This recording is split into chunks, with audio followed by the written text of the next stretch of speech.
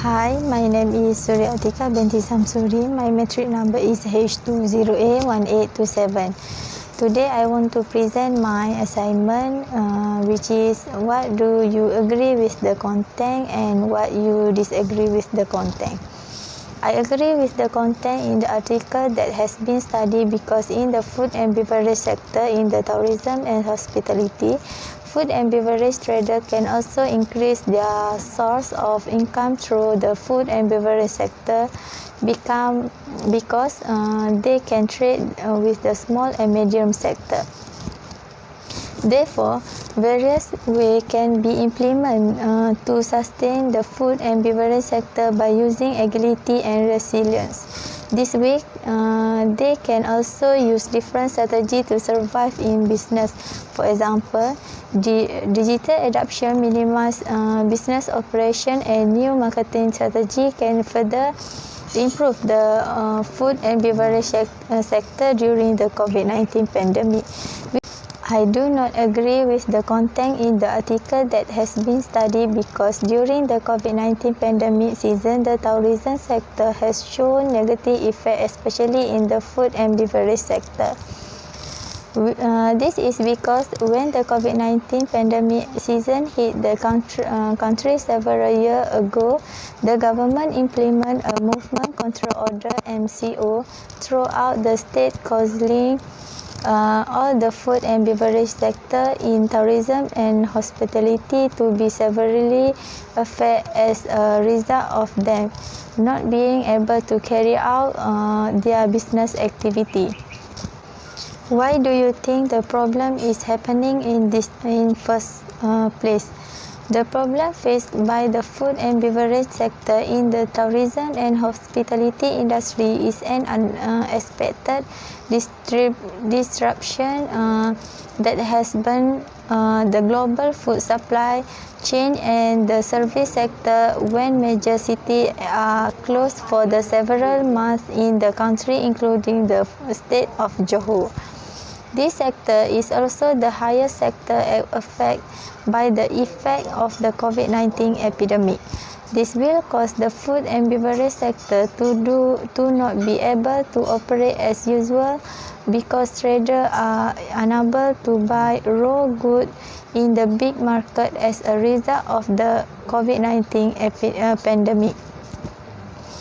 Therefore, as a result of the COVID-19 pandemic, raw material suppliers are also charging high price for vegetables, fruit, fish, and so on. The graph above also clearly shows that the food and beverage sector in the sector most affected by the COVID-19 pandemic. What are the implications of the issue of the community, destination, or general public? The food and beverage sector provide many benefits to the country. Therefore, during the COVID-19 pandemic, this sector also received a lot of negative rather than positive effects, especially in the tourism and hospitality industry. The negative implication for the community is that the community lacks source of income. For the food and beverage sector, they depend on tourists who travel here. Therefore, since the outbreak of COVID-19, tourists cannot travel anywhere as a result of the announcement of the movement control order announced by the government. This caused traders to close their business due to lack of customer presence. Next, the negative implication for the public during the COVID-19 break. The food and beverage sector was severely affected due to fierce competition from our online sales. With the online sale, it is custom that buyers will not go out to buy in store this COVID-19 season.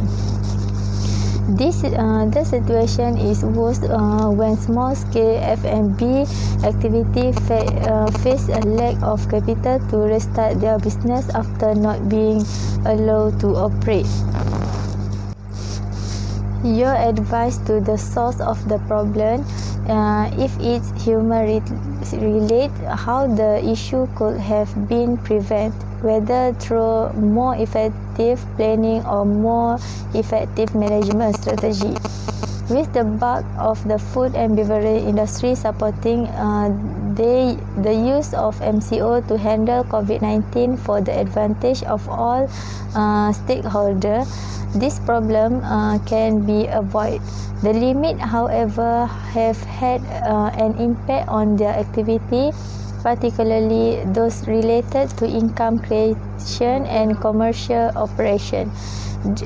Despite the fact that the majority of them first disagree with the MCO, they had to change for the sake of their companies. Their adaptability and resilience to use various business survival strategies such as digital adoption, minimizing of business operation, and new marketing strategy are a step forward for the food and beverage sector in the tourism and hospitality industry to recover the fastest from the negative effects. They are aware of how crucial digital adoption into their corporate operation. To support SME in thriving during the pandemic, government should also incorporate digital adoption and location of SME or resilience strategy in economic policy. What do you think the benefit from resolving the problem? In my opinion, the benefit I got from problem solving was that I was able to learn how to do business online. Having a digital adoption will allow me to do business online regardless of where I am because this online business is very easy and save time without having to go out to the store. Online business can also save cost because I don't need to pay shop rent, and the cost to pay shop rent and that cost can also be used to increase business capacity.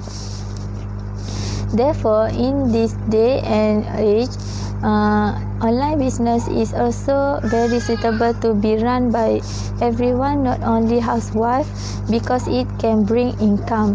Therefore, in this day and age, online business is also very suitable to be run by everyone, not only housewives, because it can bring income.